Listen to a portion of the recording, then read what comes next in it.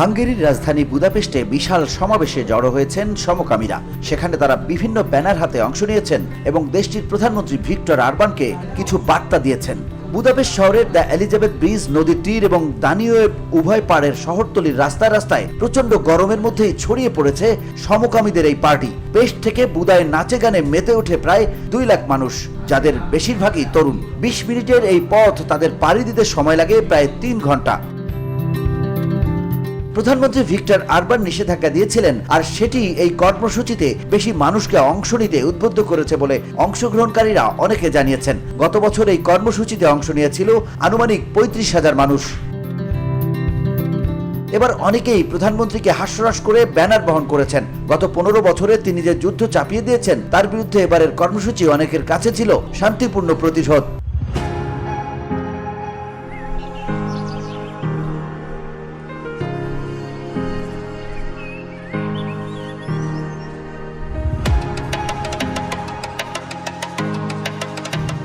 একটি ব্যানারে লেখা ছিল, একটি স্বৈরাচারকে কিভাবে চিনতে হয় তা সম্পর্কে আমি আমার ইতিহাস ক্লাসে অনেক জেনেছি, তোমাকে আর প্রমাণ দিতে হবে না ভিক।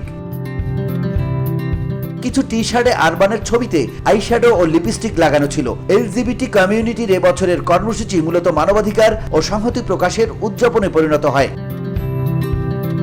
বুদাপেস্ট টেকনিক্যাল ইউনিভার্সিটির সামনে আয়োজিত অনুষ্ঠানে বুদাপেস্টের মেয়র জার্গিলি কারাকসনি বলেছিলেন, আমাদের ঠিক নিষিদ্ধ বলে মনে হচ্ছে না। আসলে আমরা শান্তিপূর্ণভাবে বড় আয়োজন করতে চাইছিলাম। আমাদের বার্তা পরিষ্কার, আমাদের উপর তাদের কোনো ক্ষমতা নেই। অংশগ্রহণকারীদের একজন হলেন লি অ্যান্ডারসন। তিনি বলেন, আমরা এখানে শুধু নিজেদের প্রচারের জন্য আসিনি, এটা আমাদের সবার জন্য মৌলিক অধিকারের বিষয়।